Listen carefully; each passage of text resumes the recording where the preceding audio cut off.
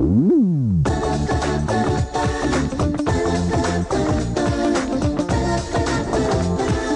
gotta do what? I gotta believe! The beat started with a dog. Those characters are so endearing and entertaining, and it's a great story. And to a large degree, the gameplay is based on the rhythm action mechanic. But what makes those games so appealing is the great characters and narrative. No one had seen anything like it before, and it was original and it was funny. A game like PaRappa the Rapper is on the level. I mean, it's perhaps the first truly musical video game. And went on with a dance simulator. We basically brought the game here from Japan and made it popular, so we know what we're doing when it comes to these music games. Let's go behind the revolution.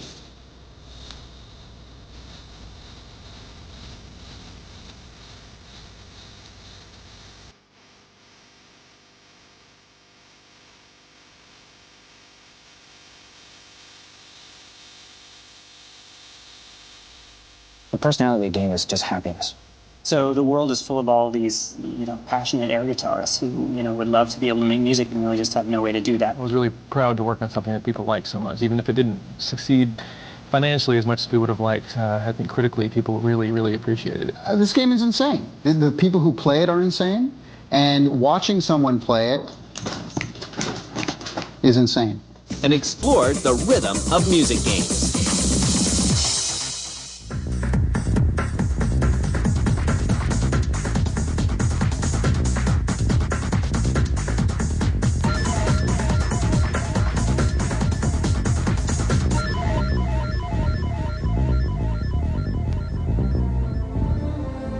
Masaya Matsuura, a popular Japanese recording artist, grows up with a variety of influences. I was addicted with listening to... When I was in junior high, I always listened to Led Zeppelin. And in high school, I listened to contemporary jazz, punk, and progressive rock. So my tastes were very mixed, from different generations, like the 60s and 70s, to European, American, and Japanese music. Basically, I started my music career in 1984 by having my own band. I was signed with Sony Music. Masaya takes advantage of the available technology to enhance his sound, and has an idea. So back then, I always felt frustrated with using ready-made software. Usually I'd have to use composing sequence software to make the music. But they weren't good enough to achieve my goals. So I felt the need to create new software to compose my own music. Masaya Matsuura, who was a famous, actually not that famous, but he was a guitar composer. He did music for guitar in Japan. When I realized that I could get something going in the game industry, I rushed into it. Matsuura is tapped by Sony executives to create a game. Around 1993, I got a letter from Maruyama-san, who was a chairman at Sony Computer Entertainment. The letter said, "I want you to make something on the PlayStation." That's it. And development of a secret project begins at Sony. So I started to think about something for the PlayStation and developed PaRappa the Rapper. How am I gonna pay for it? Almost no one knew about it. Towards the end of development, people still didn't think this was really a game. Everybody thought this was some kind of interactive music software. Just because the rhythm is slow, that don't mean that you can't flow.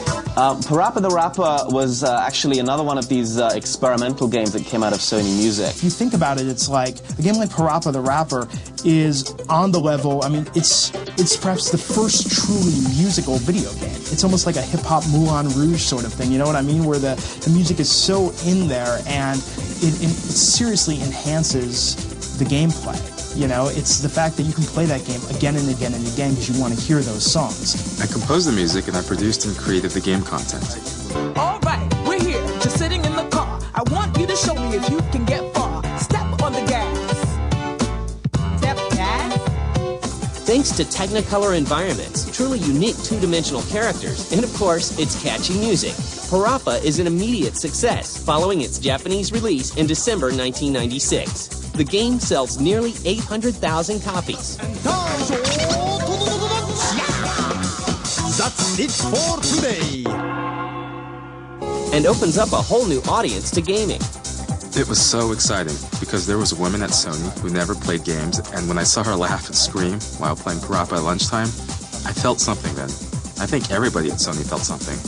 They didn't have all the trappings of games, and a lot of people who weren't traditional gamers actually really got into that game and bought PlayStation, especially female gamers in Japan.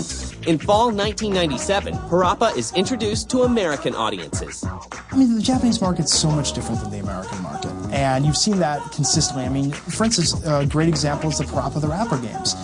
Huge overseas, but in the United States it really didn't find an audience. I mean, it found a cult following in the US, but it was mainstream fare. It was a top seller over there. And I think it's just a difference in cultural taste. I am the number one ruler of the 7 seas. The skunk over here will bring you luck.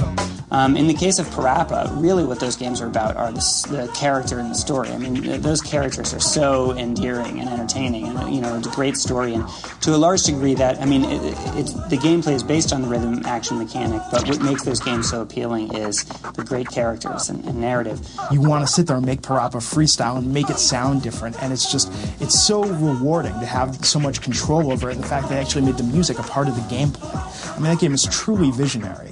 The best thing is, anybody in the world can play these games. Yeah, I know. I gotta believe.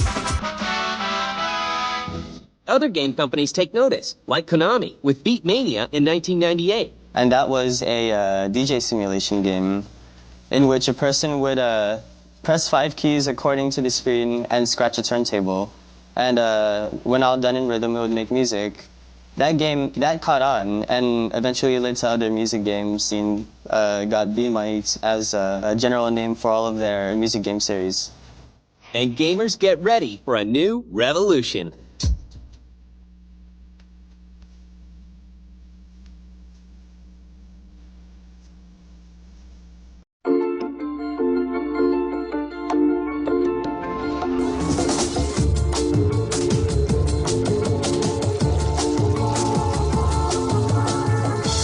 In 1998, Konami takes the arcade success of Beatmania and starts a revolution.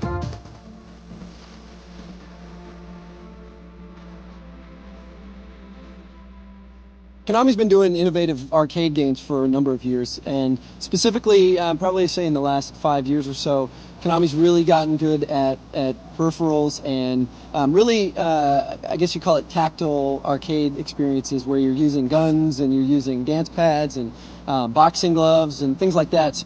Dance Dance Revolution is introduced in Japan and lures new audiences into arcades, largely thanks to DDR's unconventional interface. Honestly, it's just innovative in the fact that there's no joystick, no buttons per se. It's basically pressurized floor panels. And the creative thing is like, you can do up, left, down, right, but you can up with your hand, left, elbow, down, right, and just go with how you want to do it. And that's what makes it all creative. Dance Dance Revolution, now, that was pretty humbling, because I know I can't dance already, and then I start playing Dance Dance Revolution thinking, wow, I can actually learn how to dance if I do this right, and I was just worse than I started after trying to step here and move here, and it's just way too confusing and much too hard for me to play, but I know it's really popular, and it's definitely fun watching other people play that. I remember the first time I was over in Japan and I saw Dance Dance Revolution, and I thought someone was having like a conniption fit or something. I didn't know what was going on. I was about to call the police, like, is this dude having a seizure? DDR requires players to use their feet to press arrows on a dance pad as tunes blare. In DDR, you're not actually affecting or controlling the music. The music is playing and you're following along the way a dancer follows the music on a dance floor, and that's what those games are about. I mean, what can you say about Dance Dance Revolution? Now, what are they up to, like the 20th mix now? This game is insane. The people who play it are insane, and watching someone play it is insane.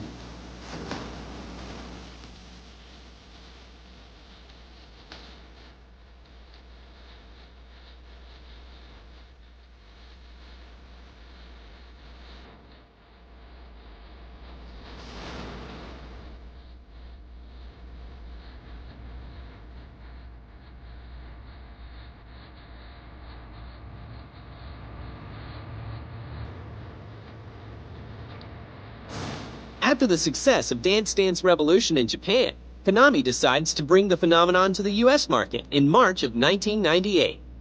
Konami America has had a history of DDR in the US. We basically brought the game here from Japan and made it popular. So we know what we're doing when it comes to these music games, and it carries the Beatmania line name, which is a pretty important name for the DDR series. DDR's popularity attracts a large fan base, and by 1999, 620 arcades nationwide reported having at least one DDR machine. It really started off slowly, kind of like they did in the arcades, where there was a select few people that really knew about it and really enjoyed it, and then pretty soon people realized that this is crossing over into real life, and people know how to dance, and they don't have to be video game fans to do that. When you show people that are outside of the video game world something like this, it really seems to grow fairly quickly. And DDR becomes a spectator sport. I was a fan of console gaming at home, and so I had a little bit of a taste of the arcade, but never anything to the extent of rhythm games. And so I met an arcade one day with my friends, which happens to be at Disneyland. And my friends are like, wow, James, did you really give this a shot? And so I go up, I kind of had an idea of the first song, and then the second song I totally bombed it. And by this time, there's probably 15, 20 people watching. But, I kind of got a rush. I get a rush, having fun. And also, I told myself, when I got off the machine, I was like, this is something I could get used to. I've been playing this game probably for about a year and a half. I started playing when I actually saw people dance on the machine, and then I was all about it. I thought, everyone looks stupid playing this, and now I'm like, oh my God, moves! What are you doing? What are you doing? And for some, DDR is more than just a game. And actually, this game for me came about because I got in a car accident, and after a little bit of a while, they said, you need to start getting into rehabilitative aerobic activity, and I remember this game, and that's how it came to be. That's one good video arcade game that kids can exert their energy and, actually getting some cardio exercise and stuff, I've known people who've lost weight. There's one guy here where he used to be 450 pounds. He went down to about 290. So it is. So what can you say? Jenny Craig ain't got nothing on this. In 1999, the revolution breaks out of arcades and into homes with Dreamcast and PlayStation versions. Dance Dance really kind of came out of the arcades. A product manager here at Konami of America named Jason Enos recognized the phenomenon of Dance Dance Revolution, not just in Japan, but also growing in arcades here in the U.S. And they decided that it might make sense to try bringing the game to the home consoles. Right now, Dance Dance Revolution, at least for PlayStation 2, we know, has been a very successful game for us. Building on the success of Beatmania and Dance Dance Revolution, Konami releases more arcade games in their Beatmania series. The Beatmania series consists of several different instrument simulations, such as Keyboard Mania, which is a piano, Guitar Freaks for guitar, Drum Mania, Beatmania for turntables and rhythm boxes. In 1999, Sega quickly follows with Space Channel 5. Space Channel 5 was very sexy. I mean, it was a great lead character that you really felt a lot of emotion to. It was kind of a neat story there. It was very stylized. We had some really great artists working on it, and I kind of took a lot of stylistic risks. And we wanted it to be a music game, which we were really much in tune with, but at the same time be really turned on by the atmosphere of it. I mean, it was a very sexually charged game, I think very stylistically charged game. I don't really know what happened. I don't know why it didn't sell as well as it should have. I think it was probably marketed enough in Japan correctly. I just think we were maybe appealing to a demographic that didn't exist enough yet. Samba de Amigo! And the highly original maraca shaking game, Samba de Amigo, for the Dreamcast. The personality of the game is just happiness, right? If you had to put one word and you would describe Samba de Amigo as overjoyed, happy. And the barrier to entry in that game with the maracas, especially if you have the maracas, the music that goes with it, and the silly monkey, that wears a sombrero is just brilliant. That game just speaks to what interactivity is all about.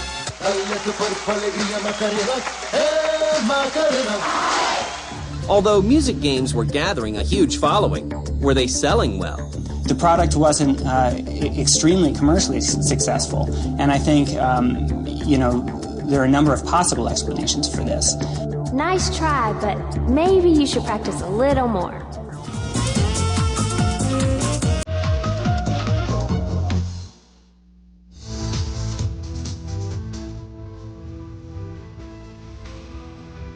By 2002, music games were gaining popularity in pop culture, and with releases like Britney's Dance Beat for the PS2 and a Disney-themed version of DDR, it seemed like the genre was in danger of losing its edge.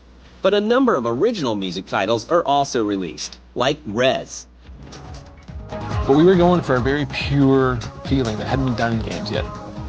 It was a new idea. It wasn't what people expected, and it was really hard to describe. Once people started playing it and understanding it, they loved it. I mean, there's a huge cult following. People love Rez. People that have played it. People that haven't played it don't know about it, don't care about it, but it does have a big cult following. And Mad Maestro.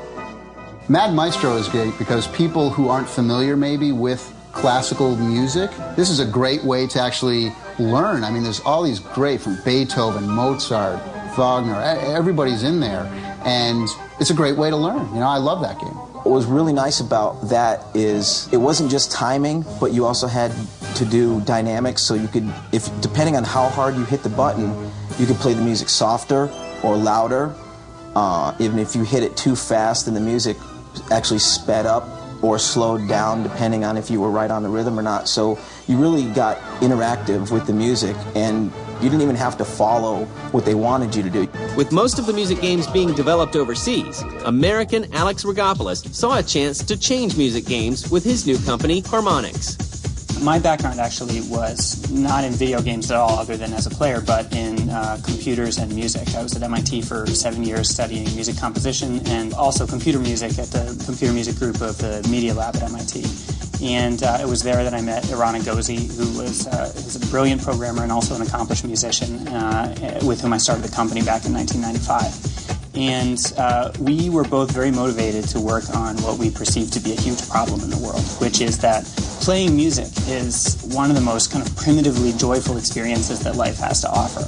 And almost nobody gets to actually experience this because it's just so damn difficult to play a musical instrument. And just about everybody tries at some point to learn to play an instrument, you know, guitar lessons as a teenager or piano lessons or whatever. And almost all of those people give it up a few months later in frustration just because it's so hard and so frustrating. And so the world is full of all of these, you know, passionate air guitarists who, you know, would love to be able to make music and really just have no way to do that. So we created this company initially not to make video games at all, but to create new kinds of interactive music experiences to let people who are not musicians have access to this kind of unique pleasure that comes from making music.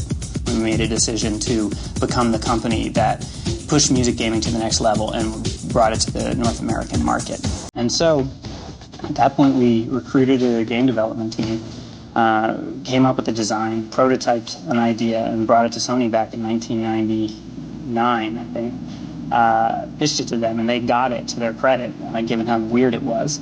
And we began developing it for the PlayStation 2 and finally brought it to market in the fall of 2001 as Frequency.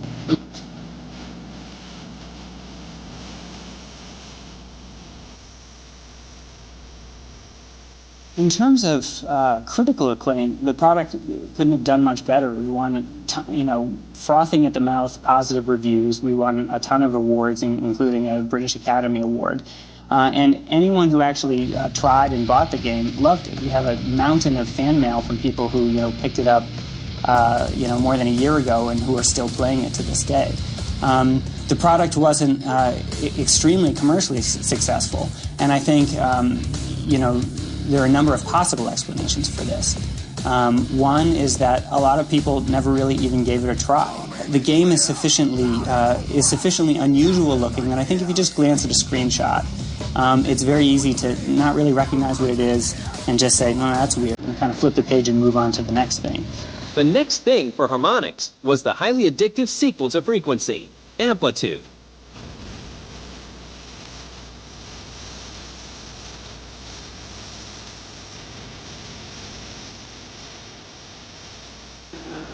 With Amplitude, it's a great music game simply because you get to actually construct the song. They have the drum phrases separated from the lyrical phrases, from the bass phrases, and you just go through and string everything together. It's this really great game for those enthusiasts that love to really get into the song, where they actually listen to the lyrics and they listen to the guitar riffs. With Amplitude, we really wanted to, there's still a healthy dose of electronica in the game, but we also really wanted to open up the appeal of the music to a much broader audience. So there's also a lot of rock and hip hop from a really pretty stunning roster of mainstream bands in the game. After trying rock and roll with Jammer Lammy, Masaya Matsuura returns with the dog that started it all. I started work on PaRappa the Rapper in '93, and it was finally released at the end of '96. We spent more than 2.5 years on it, so I got tired of listening to hip-hop. I wanted something different, so in Jammer Lammy, we used rock music. It's based on the guitar playing game. We tried new things on it, like having real-time guitar effects by using the analog stick as a whammy pedal effect. And after that, we moved on to PaRappa 2 for the PlayStation. Namco takes the wildly successful arcade experience of Taiko no Tatsujin and rushes it into Japanese homes in 2002 with a portable drum peripheral. And with the release of Donkey Konga from Nintendo, it seems that music games will continue to innovate and entertain. We were very inspired by the Japanese music games because I think just that core rhythm action mechanic is extremely addictive and really, I think, authentically emulates the buzz of playing live music. I think music games are here to stay. I think they have maybe yet to reach their true place in the world of entertainment media. Music is an important ingredient for various kinds of media. So now, more developers are aware of the role music plays. Still, many developers don't care about sound, even though sound is one of the most important elements in the game. Soon, though, everybody will realize the importance of sound. I wish Res would be re-released. I think people still, continue to experience it to this day, and a lot of people I meet, they love it. They think Res is just the coolest thing ever, and they want the next one to come out. And sorry, I don't think it's going to happen anytime soon, but I hope everybody enjoys it. I was really proud to work on something that people like so much, even if it didn't succeed financially as much as we would have liked. I think critically people really, really appreciated it, so I was really proud to be a part of that. It's something that people can really benefit from. It's good for all ages. They're really easy to catch on to. Even though they have really simple concepts, people like to play for the music, just to show off in an arcade. People could also use Beatmania and other music games as a source for bringing goodness to the youth, so that it would be like a good influence, which is something I would like to do. Show people that having music in your life is really great, and that it's some people just play just for their love of music.